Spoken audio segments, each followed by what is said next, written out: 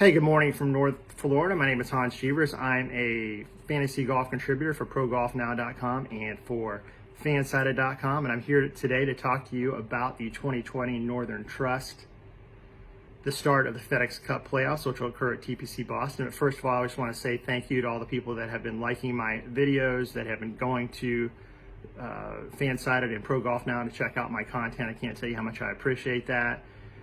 If you don't mind hitting that like button this morning, I'd appreciate it. Or whether you're watching it in a week, hit that like button.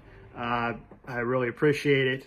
I will say that I did have an article regarding the 2020 Northern Trust from a DraftKings perspective, which is based on a DraftKings perspective pricing. That was published yesterday. Today I'll have another article that will come out on Fansided that will be looking at the slate from a FanDuel perspective. So TPC Boston will be the host of the 2020 Northern Trust. TPC Boston was the host of multiple tournaments on the PGA Tour previously, but the last one that was played at TPC Boston was the 2018 Dell Technologies. If you're looking for some other course history, the Deutsche Bank was a tournament that was played on the PGA Tour, which was also in the FedEx Cup playoffs at one point. So if you look at Northern Trust tournament history, you're not going to find the right course history, because TPC Boston was not in the rotation here until this year.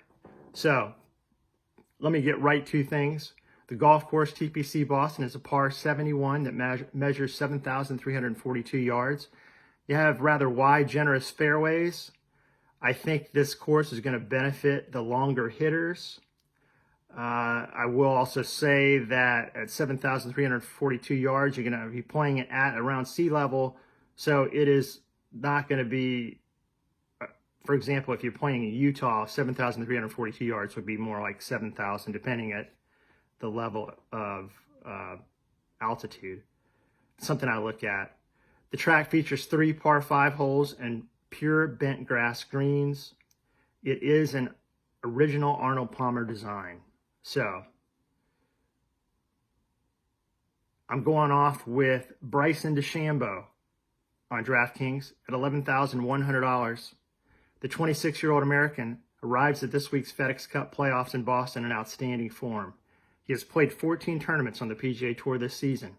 In those 14 events played, Bryson has an impressive 9 top 9 finishes, including a win at the Rocket Mortgage Classic last month. One thing I should point out, I think is relevant here, is the media talks about how far he hits the ball, which is absolutely true, and I think it's going to help him this week. But I think they're forgetting the fact that Bryson has been putting outstanding. In the Rocket Mortgage last month, I believe he ranked first in the field in strokes gained putting. So let's not forget the man can putt. So hitting the ball a long way helps, but you've got to get it in the hole on the green. Bryson also checks the box for me when it comes to key player statistics. Entering this week's event, he currently ranks 4th in par 5 birdie or better percentage, 8th in strokes gained tee to green, and 5th in strokes gained putting on the PGA Tour. Next up on DraftKings, Patrick Reed. He comes in on the slate at $9,000. The 2018 Masters champion has 9 top 17 finishes on the PGA Tour this season, including a win at the WGC Mexico in February. That is a stacked field there. He tends to win meaningful events rather than the Puerto Rico Opens or the John Deere Classics. Patrick Reed is a fiery competitor, regardless of what you think of his personality, and he seems to pop on these type of events, in my opinion. In relation to this week's current listed 2020 Northern Trust field, so all the competitors in this field, Reed, in the last 8 rounds played on the PGA Tour, Reed ranks 10th in strokes gained tee to green and 4th in bogey avoidance. Another guy I went with on DraftKings was Russell Henley. 31-year-old American comes in on the slate at $7,300. He has 3 top 10 finishes this season, including a 7th place result at the Workday Charity Open in July. In relation to this week's current listed Northern Trust field, in the last 8 rounds played on the PGA Tour, Henley ranks 6th in greens in regulation, 4th in strokes gained approach, and 8th in strokes gained tee to green. Next up on DraftKings, Benny Hun-An, $7,300. The guy struggles to putt on occasion, but he's a hell of a ball striker. And last week, He seemed to put it together pretty well. I think that he will play rather well this week. I think he comes in at a good price. He has 2 consecutive top 22 finishes on the PGA Tour, including a 12th place finish at the WGC FedEx St. Jude Championship 3 weeks ago in Memphis. Last up on DraftKings, Mark Hubbard, $6,600. He has 7 top 25 finishes on the PGA Tour this season, including a 15th place result at the Wyndham Championship last week. I think he's a nice fantasy value at $6,600. Real quickly, we'll look at the FanDuel side of things. On FanDuel, I let off my picks with a guy that I try to lean away from in fantasy because he tends to withdraw quite a bit, it seems like, and those that play DFS golf will know where I'm coming from here. He's had a share of back problems, etc., but I can't get away from him this week. The 32-year-old Australian arrives at this event on the heels of 4 consecutive top 7 finishes on the PGA Tour, including a 4th place result at the year's first major, the 2020 PGA Championship 2 weeks ago. In relation to this week's current listed 2020 Northern Trust field and the last 8 rounds played on the PGA Tour, Day ranks 4th in strokes gained tee to green, 2nd in strokes gained approach, 9th in GIR, and 3rd in bogey avoidance. 11,300 on FanDuel. Next up on FanDuel, Tony Finau, $10,700.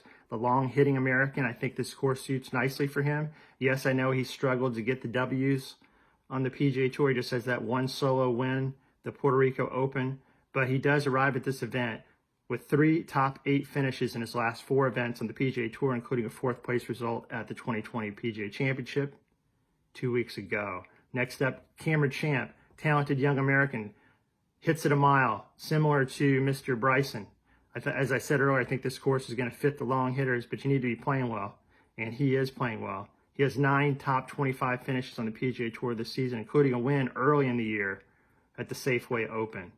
Champ is currently ranked 2nd in strokes gained off the tee, 2nd in driving distance, and 17th in birdie average on the PGA Tour. Lastly, I'll tell you about Matthew Wolff. Comes in on the slate at $9,600. He has 4 top 22 finishes in his last 6 tournaments on the PGA Tour, including a 2nd place result at the Rocket Mortgage Classic last month. This young guy came into his own over the last year. He's in the same rookie class as Colin Morikawa, and I think he has an equal talent level. This guy's going to do some good things. So we'll leave it there. If you want to check out my content, go to fansided.com, progolfnow.com. I did not give you all of my picks. They're in my articles.